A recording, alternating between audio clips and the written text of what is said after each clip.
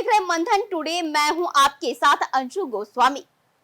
पश्चिम Asia एक बार फिर युद्ध के मुहाने पर खड़ा है। इजराइल और ईरान के बीच छिड़ी जंग अब नए मोड़ पर है, जहां अमेरिका की सीधी दखलंदाजी ने इसे और भयावह बना दिया है। अमेरिकी राष्ट्रपति डोनाल्ड ट्रंप ने बीती रात ईरान के 3 परमाणु ठिकाने पर बमबारी की पुष्टि की, जिससे हालात और ज्यादा बिगड़ गए हैं। इस हमले के बाद ईरान ने अमेरिका पर गंभीर आरोप लगाए हैं और चेतावनी दी है कि ये एक खतरनाक युद्ध की शुरुआत है।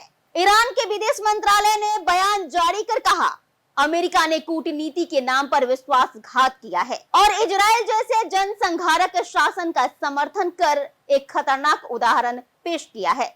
मंत्रालय ने यह भी जोड़ा कि ये हमला उस वक्त हुआ जब राजनयिक स्तर पर कई देशों के बीच मध्यस्थता की कोशिशें जारी थी।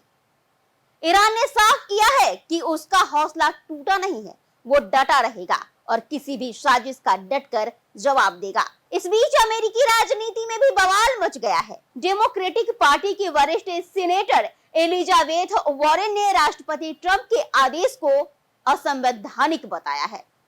उन्होंने कहा है कि बिना कांग्रेस की मंजूरी के इस तरह की सैन्य कार्रवाई अमेरिका के संवैधानिक ढांचे के खिलाफ है और इससे वैश्विक शांति को गंभीर खतरा हो सकता है। इस संघर्ष पर मुस्लिम देशों की संस्था ओआईसी ने तुर्की में आपात बैठक बुलाकर इजरायली हमले की कड़ी निंदा की है। ओआईसी ने अमेरिका की भूमिका पर चिंता जताई है और इसे क्षेत्रीय अस्थिरता बढ़ाने वाला कदम बताया है। भारत में भी इस पर प्रतिक्रियाएं तेज है।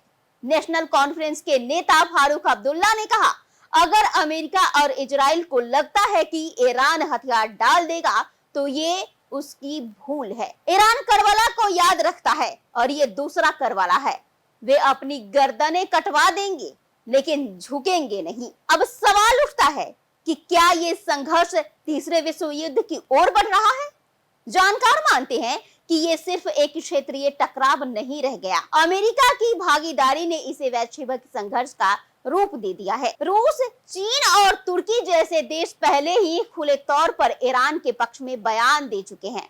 वहीं अमेरिका और इजराइल को ब्रिटेन और फ्रांस जैसे पश्चिमी देशों का समर्थन प्राप्त है। रूस के विदेश मंत्रालय ने अमेरिका को चेताया है कि यदि ईरान पर दबाव बनाया गया तो ये पश्चिम एशिया को युद्ध की आग में झोंक देगा। चीन ने भी संयम बरतने की अपील करते हुए कहा कि ये वक्त शांति और संवाद का है, न कि हथियारों का।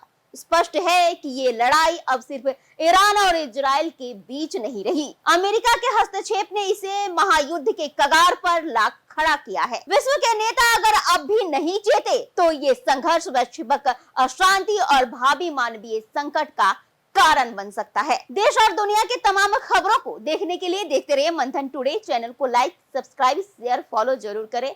शुक्रिया।